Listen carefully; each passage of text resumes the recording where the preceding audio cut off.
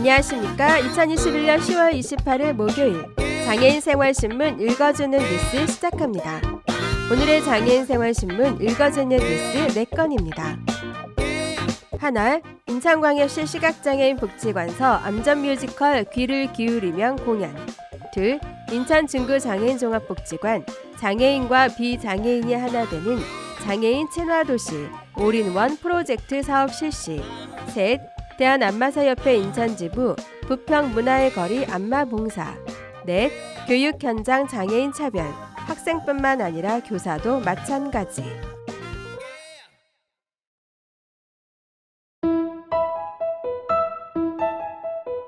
첫 번째 소식입니다. 인천광역시 시각장애인 복지관에서 지난 23일 한국문화예술위원회 지원 2021 신나는 예술여행 라이프 에디트 협동조합 주관 암전 뮤지컬 귀를 기울이면이 공연됐습니다. 암전 뮤지컬 귀를 기울이면은 스타 뮤지션으로 화려한 삶을 살았지만 사고로 한순간에 시각장애인이 된 은성, 뮤지컬 배우를 꿈꾸지만 현실에 부딪혀 꿈을 상실할 위기에 놓인 미소, 그리고 장애를 가졌으나 각자의 삶의 주인공으로 살아가는 늙꿈 시각장애인 센터 사람들의 평범하지만 진솔한 이야기를 그리고 있습니다. 암전을 통해 시각적 요소를 제한하고 청각에 집중할 수 있도록 기획, 오직 소리만으로 무대를 만들어 시각장애인에게 장벽 없는 문화생활을, 비시각장애인에게는 시각의 단절을 통한 감각의 확장과 장애에 대한 이해를 제공함으로써 함께 즐기며 하나가 되는 공연장을 만들었습니다. 라이프 에디트 협동조합 대표 방은혜는 사회적 경제 조직인 협동조합으로 장벽을 없애는 베리어 프리 문화를 확산하고 문화예술 콘텐츠를 만들어 교육하는 프로젝트를 진행하고 있습니다. 이번 공연을 기획한 라이프 에디트 방은혜 대표는 역경을 딛고 새로운 삶을 시작하는 우리 모두의 이야기, 귀를 기울이면을 통해 관객들도 자신만의 꿈을 찾아 용기 낼 힘을 얻기를 바란다고 전했습니다. 인천광역시 시각장애인 복지관 이춘노 관장은 이렇게 복지관에 방문하여 찾아가는 문화공연을 진행해 주신 라이프 에디트 제작진 및 출연진 분들께 먼저 감사 말씀드리며 암전 뮤지컬로 보는 뮤지컬이 아닌 오직 소리로만 공연을 들음으로써 이용자와 가족 모두가 장애 구분 없이 서로를 이해하며 존중을 쌓고 편견을 깨트리는 기회가 되길 바란다고 말했습니다. 다음 소식입니다. 인천 중구 장애인 종합복지관은 장애인과 비장애인이 하나 되는 장애인 친화도시 올인원 프로젝트를 진행하고 있다고 10월 26일 밝혔습니다. 장애인 친화도시 올인원 프로젝트는 인천 중구에서 지원하는 2021년 주민참여 예산 사업으로 선정돼 사업비 1천만 원을 지원받아 진행하며 2021년 2월부터 12월까지 진행합니다. AAC를 중심으로 한 환경조성과 지역사회 활동과 양성과 캠페인 등의 장애인식 개선 활동으로 장애인 친화도시 조성을 목표로 합니다. 사업은 상반기와 하반기로 나누어 사업을 진행하며 상반기에는 AAC를 기반으로 인천 중구 장애인 종합복지관 내 안내 브로셔 및 명판 교체 등으로 장애인의 의사소통 접근성을 강화했습니다. 또 하반기에는 온라인 장애인식 개선 캠페인을 진행했으며 지역사회 활동가를 양성해 장애에 대한 긍정적인 인식 변화가 생길 수 있도록 지속적으로 사업을 추진 중입니다. 봉사자인 지역사회 활동가는 중구 지역의 장애인 주차구역 비장애인 주정차 시 이동 권고, 시각장애 유도 블럭 위 주정차 차량 이동 권고, 올바른 장애 명칭 권고, 안내견 동반 가능 안내문 및 스티커 배포를 통해 장애인의 정당한 권리 실현을 위한 활동을 하고 있습니다. 홍인성 구청장은 이번 주민 참여 예산 지원으로 인천 중구가 장애인 친화도시 조성에 한 발 다가가게 된 계기가 됐다며 특히 장애인 친화도시 조성은 무엇보다 일상생활 속에서 장애인의 권리에 대한 사회적 인식 확산과 장애인에게 접근성이 높은 환경을 조성하는 것이 중요하다고 강조했습니다. 이어 앞으로 중구 장애인복지관과 협력을 통한 다양한 장애인 복지 사업 추진을 통해 장애인이 살기 좋은 중구를 만들겠다고 말했습니다. 다음 소식입니다. 대한안마사협회 인천지부는 부평문화의 거리를 방문해 상인 및 시민들을 대상으로 안마 봉사활동을 했습니다. 봉사활동은 상인 쉼터에서 진행됐으며 시각장애인 안마사들이 목, 어깨 등을 중심으로 안마를 시술했습니다. 코로나로 인한 사회적 거리두기에 따라 입장 시 발열 체크 및 손소독 실시, 출입자 명부를 작성했으며 안마 시에도 간격을 두고 진행했습니다.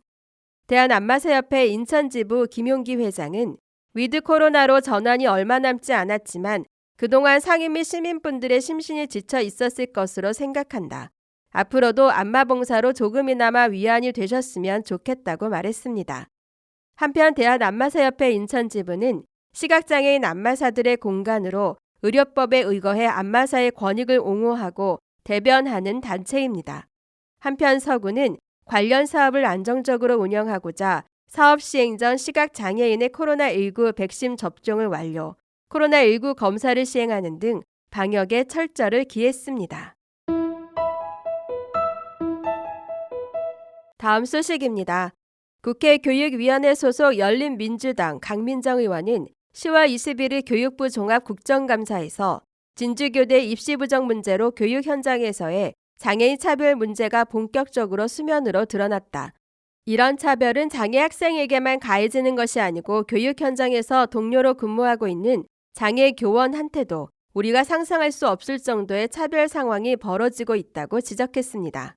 강 의원의 참고인으로 나온 시각장애인 교사인 김헌용 서울구룡중학교 교사, 영어 교사, 함께하는 장애인 교원 노동조합 위원장은 교육 현장에서 만연한 장애인 차별의 실태를 알렸습니다. 김헌영 교사는 6살 때 실명해 12년째 교직 생활을 하고 있다.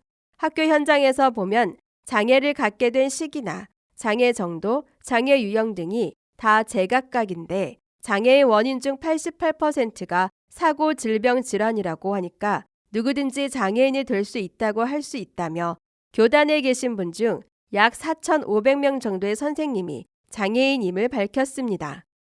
강 의원은 전체 교세 45만 명 중 1%가 장애인 교사인 것이라며 12년 동안 근무하면서 겪었던 장애인 차별 경험에 대해 질문했습니다. 김 교사는 사실 사례를 추려서 말하기가 어렵다. 학교에서 들이마시고 있는 공기 자체가 차별적 공간이기 때문이다. 아마 장애를 갖고 계신 선생님들이라면 모두 공감하실 것이다.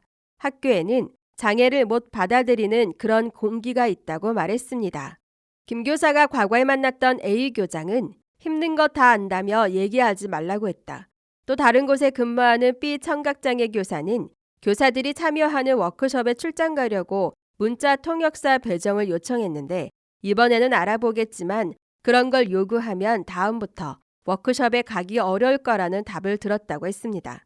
한손 사용이 어려운 시지체의 장애 교사의 경우 학교 행사를 진행하기 위해서 귀걸이와 마이크를 사달라고 했는데 교무부장이 한숨을 푹 쉬시면서 꼭 그게 필요하냐고 반문했으며 안내견을 사용하는 D 교사는 교장 선생님으로부터 수업에 방해가 되니까 복도가 아니라 밖으로 다니면 어떻겠냐는 얘기를 듣는 등 학교 내에서의 장애인 차별은 장애 학생은 물론 장애 교사에게도 뿌리 깊게 퍼져 있었습니다. 김 교사는 대학 교수 또한 어떤 분은 폭언을 들으시고 학기 중에 수업수를 하나도 배정받지 못한 사례도 있다. 교사뿐이 아니라 교수들도 마찬가지라며 지금 대한민국의 학교가 매우 장애 차별적이라는 것부터 인정을 해야 한다고 피력했습니다. 청각장애 교사들은 문자 통역이나 수어 통역이 없어서 교직원 회의에 참여를 못하고 있으며 시각장애 교사는 코로나 이후 스마트 스쿨 등 디지털화됨에 따라 접근성의 장벽을 만나고 있고 지체장애 교사의 경우 학교 시설이 너무 낙후돼 계단을 오르내려야 되거나 둥근 손잡이 때문에 문을 열고 닫을 수가 없는 경우도 있습니다. 김 교사는 교육부는 이런 상황에서 장애 교원에 대한 정책을 하나라도 시행한 적이 있는지, 그리고 교육청은 장애인 지원 인력을 제공한다고 하면서 장애인 고용공단에 외주를 주는 경우가 많다. 그 외주 주는 것 외에 어떤 것을 지원하고 있는지, 그리고 이러한 장애인 차별 실태 조사를 한 번이라도 한 적이 있는지 묻고 싶다고 말했습니다. 강민정 의원도 4,500명이나 되는 장애 교원을 위해서 그 정책을 담당하는 제대로 된 담당 부서나 담당자가 없는 게 현실이라며 대책 마련을 촉구했습니다. 이에 유은혜 교육부 장관은 현재 장애 교원만 전담해서 담당하는 부서는 따로 없으며 교원 정책과나 교원 양성 연수과 등에서 나눠 정책을 시행하고 있다. 여러 가지 부족한 점이 많이 있고 현장, 이런 어려움들을 교육부가 더 적극적으로 소통하면서 하나라도 조그만 것에서부터라도 좀 해결할 수 있도록 노력해야 하는데 그렇게 미치지 못한 점에 대해서 매우 안타깝고 죄송하게 생각한다고 밝혔습니다. 유 장관은 교육부와 시도교육청에서 당장 우선적으로 할 수 있는 일부터 찾아서 학교 현장에 적용될 수 있도록 하는 방안을 적극적으로 만들고 교육부 내 전담팀이나 인력 운영을 할 수 있는지에 대해서도 관련 부처하고 협의해서 내년도에는 조직과 예산으로 장애 교원들에 대한 지원이 조금이라도 일부 전진할 수 있도록 적극적으로 노력하겠다고 답했습니다. 지금까지 장애인생활신문 읽어주는 뉴스를 애청해 주셔서 감사합니다. 장애인생활신문 읽어주는 뉴스 다음 시간에 찾아뵙도록 하겠습니다.